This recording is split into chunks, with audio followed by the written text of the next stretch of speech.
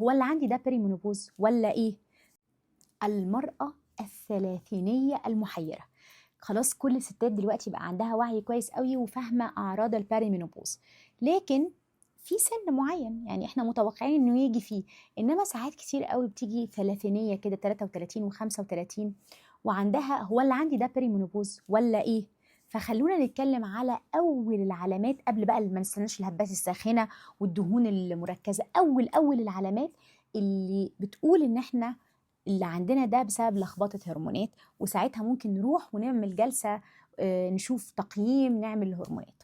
أول حاجة ودي كلاسيكية إنك تصحي كل يوم 2-3 الفجر كده من غير مناسبة، ودي ما كانتش عادتك خالص، كنت بتنامي زي القتيلة تحطي راسك على المخدة تجيبي الصبح. ده بروجستيرون وكورتيزول بيلعبوكي. طبعا تاني حاجة ضبابية التفكير، دي عندنا كلنا، بس لما بتيجي مع الحاجات التانية دي أنا الصورة بتكتمل عندي. تالت حاجة بقى ودي مهمة جدا، انك انت بتتنفخي بزيادة من اكل انت متعودة عليه، لانه لخبطة الهرمونات بتعمل مشكلة في التمثيل الغذائي بالذات للسكريات. القهوة طول عمرك بتشربي قهوة، ولكن فجأة القهوة بقت توترك، بقت تعمل لك قلق، بقت تعمل لك ضربات قلب، رغم ان هي دي نفس قهوتك بنفس كميتها. ايه اللي اتغير؟ اللي اتغير انه الهرمونات لما اتغيرت بتأثر على طريقة تكسير جسمك للكافيين.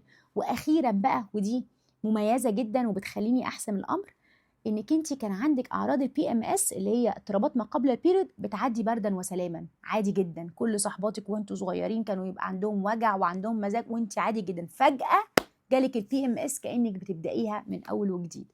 الخمس علامات دول 3 منهم بتقول ان اللي عندك ده اعراض بيريمينوبوز. اذا مهما كنتي ثلاثينيه، مش عايزه اقول لك حتى في اواخر العشرينات، ثلاثينيه، خلينا ثلاثينيه عشان ما نزعلش حد مننا، ثلاثينيه وعندك 3 من الأعراض دي، يبقى الأمر يستحق إن احنا نستكشف أخبارنا إيه، نحن أين من مرحلة البيريمينوبوز. ويعطيكم العافية.